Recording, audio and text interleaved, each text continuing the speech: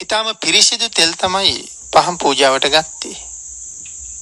සමහර වෙලාවට නම් අපි දකිනවා gedara ප්‍රයෝජනයකට ගන්න බැරි අහක දාන තෙල් වර්ගයක් පහන් සඳහා යොදනවා. මුඩු වෙච්ච තෙල්, පරණ වුණ තෙල් ඒවා පහන් පත්තු කරන්න ගන්නවා. නමුත් පුණ්‍යවන්තයෝ, ප්‍රඥාවන්තයෝ, ශ්‍රද්ධාවන්තයෝ සුවඳ තෙලින් තමයි පහන් දැල්වේ. සුවඳ තෙල් පහන් පූජාවල්. පහන් දැල්වහම පලාතම සුවඳයි.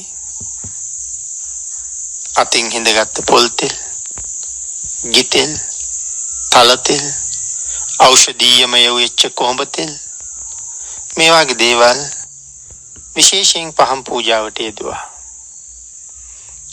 මනාව පිරිසිදු පහන් දැල්ලුවා. රණින් හදපු පහන්.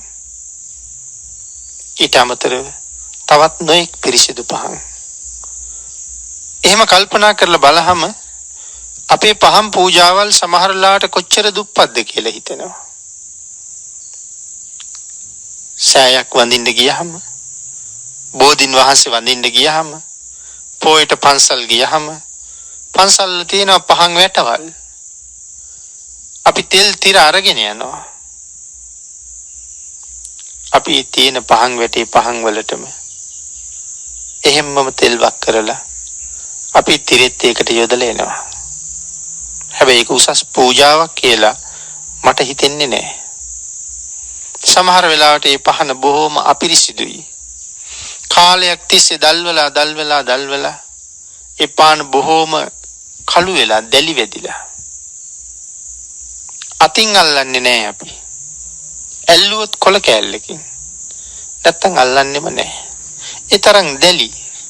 නමුත් මේ පහන පූජා කරන්නේ කාටද? දෙවියන් බඹුන් මරුන් සහිත ලෝකේ සියලු දෙනාම අභිභවනය කළ විශ්ව ධාතුවේ ප්‍රධානියට. එහෙම හිතහම ගැළපෙනවද? සුදුසුද? වටිනවද? සමහරලාට තව කෙනෙක් දාපු පරණ තෙල් උඩට මං ගෙනියන අලුත් තෙල් දාන්න සිද්ධ වෙන්නේ. පහන් තිර දැවිලා අලු පිරිලා. පහන් එළියට ආපු නොඑක් සත්තු පිලිස්සලා පහනේ පිරිලා. ඔවුන් දෙවි දුර්ගන්ධය හමනවා. මමත් ඒටම තෙල් යොදලා දැල්වලා යනවා. මහත්ඵල